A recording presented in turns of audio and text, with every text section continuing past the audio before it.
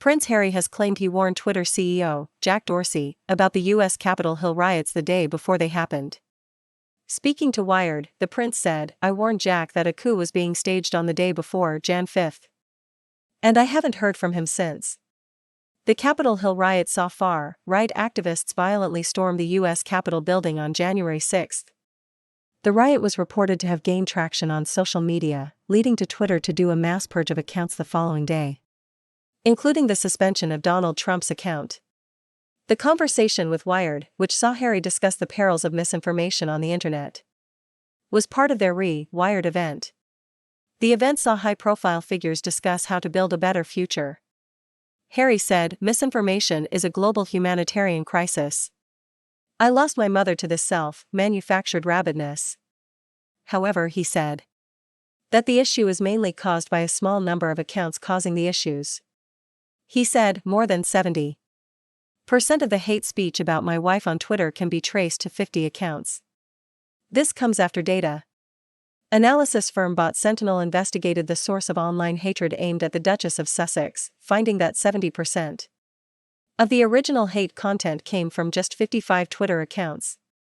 Speaking about the riots in January, the BBC's disinformation specialist, Mariana Spring, said that the riots could be traced back to Twitter. She said, "President Trump, on his own Twitter feed, amplified and suggested that this election was going to be rigged, that there was going to be fraudulent voting after the election." She said she saw lots of Facebook groups appear using the term "Stop the Steal," echoing Trump's own language. Even after many of the groups were removed from Twitter and Facebook, according to Ms. Spring, the threats continued. She said, "When the roots of these conspiracies are so deep, it comes as little surprise that the threats continued, the disinformation continued. A lot of people who attended Capitol Hill felt so passionate about this and really genuinely believed these false claims spreading online about voter fraud." Earlier today, Meghan Markle launched her own attack on social media channels when she spoke at a New York Times event. She said that the introduction of a dislike button would lead to fewer negative comments. She said, "One of the things that seems like such an easy solve from my lens.